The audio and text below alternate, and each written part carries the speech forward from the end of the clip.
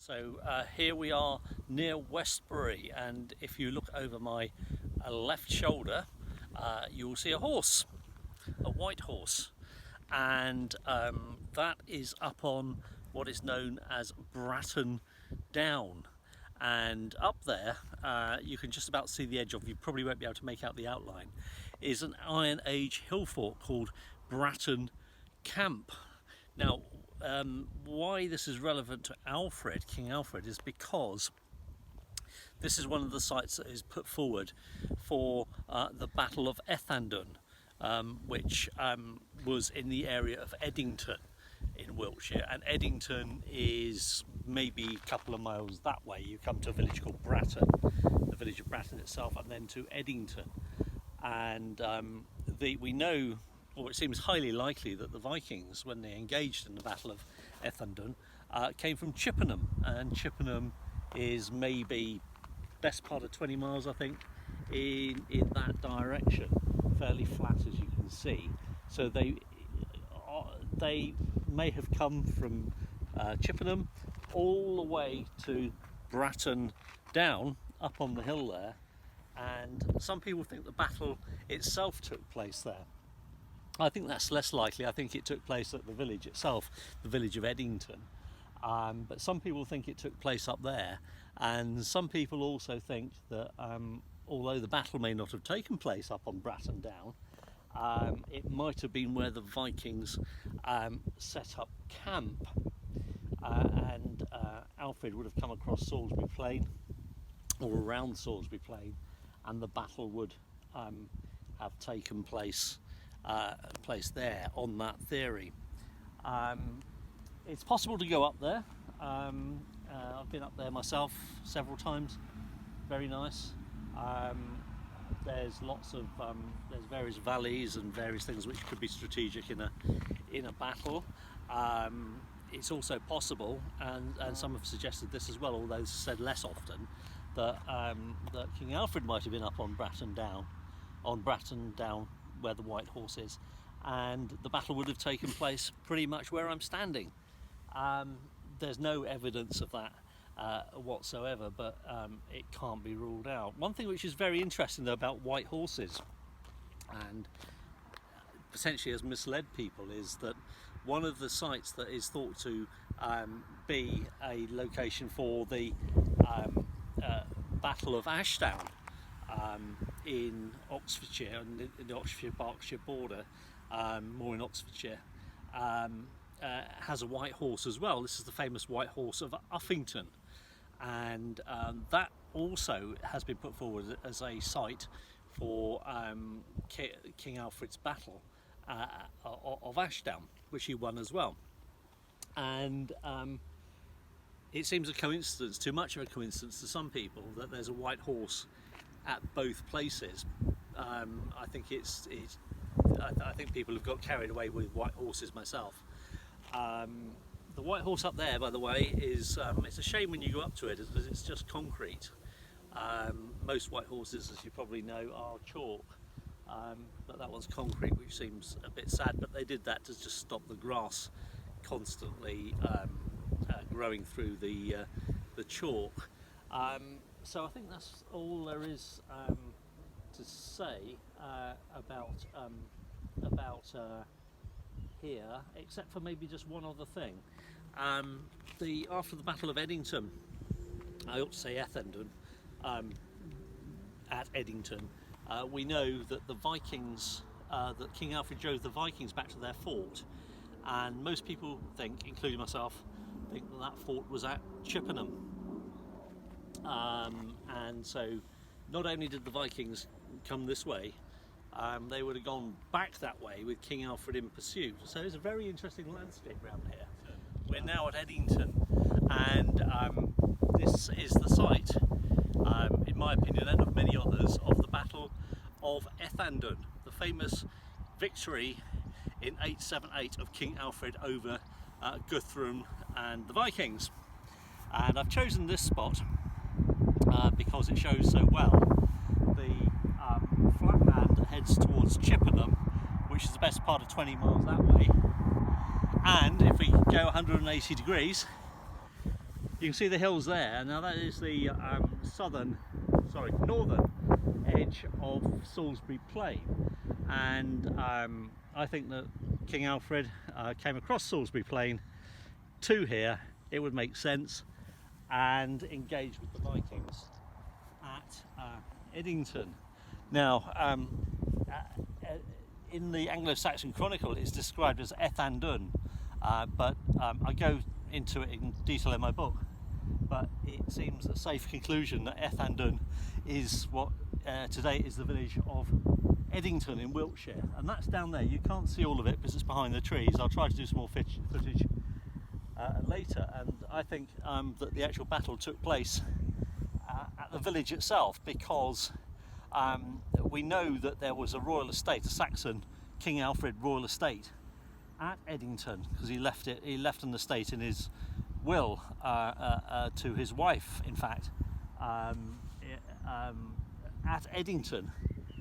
And so I think what had happened was the Vikings had taken Chippenham. They'd driven King Alfred and the Anglo-Saxons out of the whole area. In fact, if you take the Anglo-Saxon Chronicle literally, out of the whole of Wessex, they'd controlled the whole of Wessex by then. So there you would have had a royal estate down in Edington, which was in an area that was under Viking control. So of course they would have taken it. They were always looking for plunder and bases, and they would have taken it. So I think this would have been the site where King Alfred would have fought to get Edington back, or Ethandun back. So I think the battle was down there, or maybe in the fields around.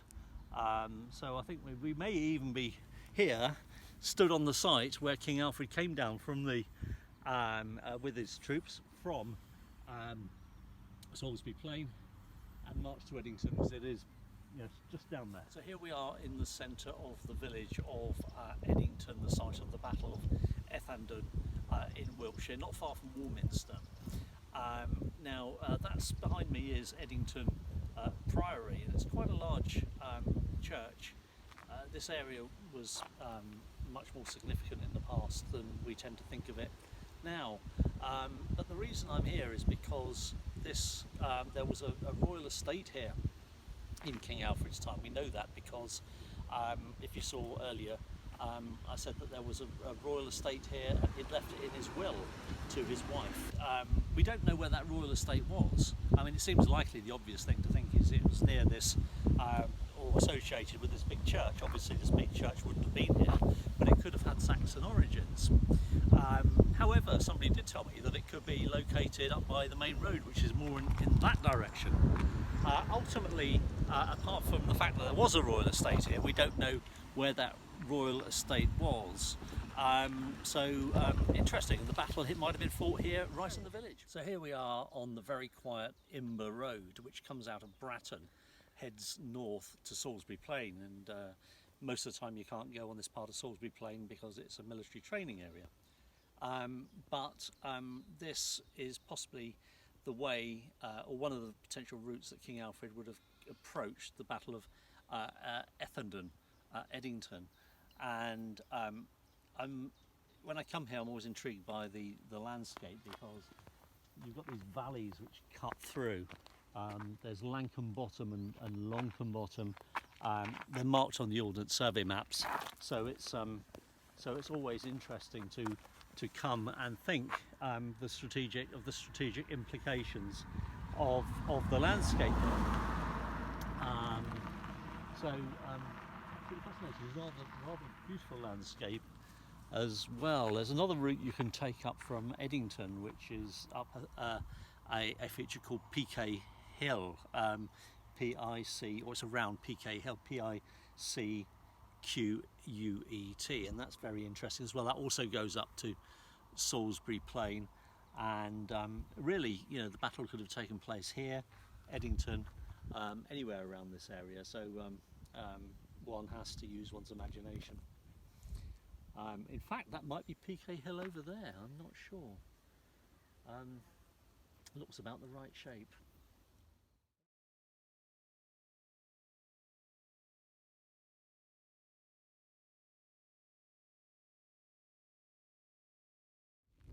Right, so the weather's changed a little bit since earlier on.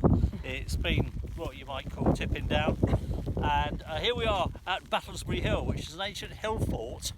And the reason why I'm here is because I think that King Alfred, when he came from Ely, which was possibly in the region of Sutton Veny where we were earlier, possibly Robin Hood's Barrow around that way. I'm sure you were paying attention earlier on. And he probably came around here and climbed up this hill in order to get onto Salisbury Plain. And the reason why I think he climbed up this hill to get to Salisbury Plain is because the clue is the military road, which is over there in the distance. People who've been on the Imber bus, which is a bus thing which runs once a year, onto Salisbury Plain when it's open, will know the road. It goes over there. And if you look at an Ordnance Survey map, you see it's on a ring. So, I think it was the most likely route that King Alfred would have taken would have been straight across there on the line, probably, of where the military road now is. So I'm fascinated to come up here and see this and think about all that, and get drenched in the process. Can I go home now?